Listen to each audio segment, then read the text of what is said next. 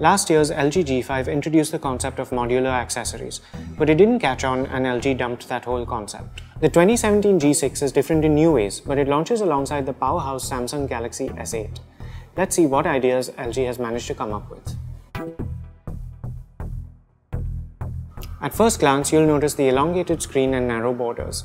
The 18:9 aspect ratio is designed to make content more engaging while still letting you hold the phone easily. It's called Univisium, and according to some filmmakers, video made in this format can translate easier from cinema screens to smaller ones. However, the G6 is extremely chunky. The rear is very slightly curved, but the sides and front are straight, which makes this phone feel bulky.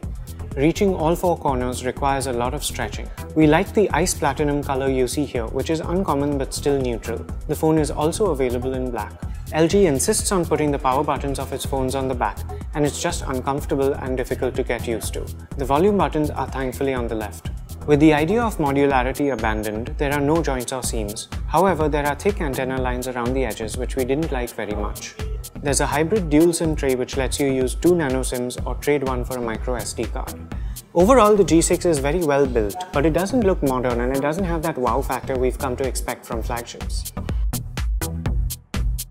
Other than the display, this phone's biggest attraction is its twin rear cameras. You can switch between the wide and zoom lenses or even overlay 2 photos in one frame. This means you can take group shots or focus on one subject without losing quality. Photos look great with excellent details and sharp focus even at night. You have to remember which lens is selected or you might end up with a fisheye effect. The square camera mode lets you take creative shots, taking advantage of the larger screen to line up 2 frames or use one photo as a guide to take another with. You can also switch modes using the front camera even though there's only one lens. This is handy for group shots. Video recording goes up to 4K and the results are just as good. You can even switch lenses in the middle of a recording. On the inside of the G6, there's a Qualcomm Snapdragon 821 SoC. LG had to choose between shipping with last year's hardware or waiting for the delayed Snapdragon 835, and it went with the former. All our apps and games ran perfectly fine on the G6 without any lag. The 821 isn't slow by any means, but it isn't the most recent, and that means this phone isn't great for those who want bragging rights.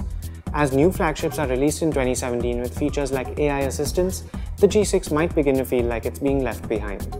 That said, we didn't have any trouble running heavy apps or games, and the phone didn't get too hot at any point either.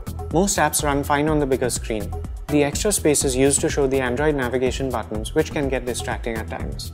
You get 4 GB of RAM and 64 GB of storage, plus all the usual wireless standards. Movies and games look great on the G6, but what surprised us was how loud and rich the phone's single speaker is. Another unusual thing about this phone is that it supports HD audio recording. You can save audio in the FLAC format, tweak the phone's mics, and layer a recording over an existing file. There's Android 7 with Google Assistant, but LG's custom UI is a bit too different for our liking. There are lots of customization options and shortcuts. You can wake or lock the phone with a double tap, which slightly makes up for the inconvenient power button. Some of this phone's bulk has to do with its large battery, and we were able to get through a full day without any trouble. We would have loved the G6 if it had launched a few months ago. It's overshadowed by the Samsung Galaxy S8 right now, but it's still a very good choice if you want to save some money and don't mind its relatively plain looks. Thanks for watching. Be sure to give us a thumbs up and subscribe to our channel for more. You can also find us on Facebook, Twitter and Instagram at Gadgets360.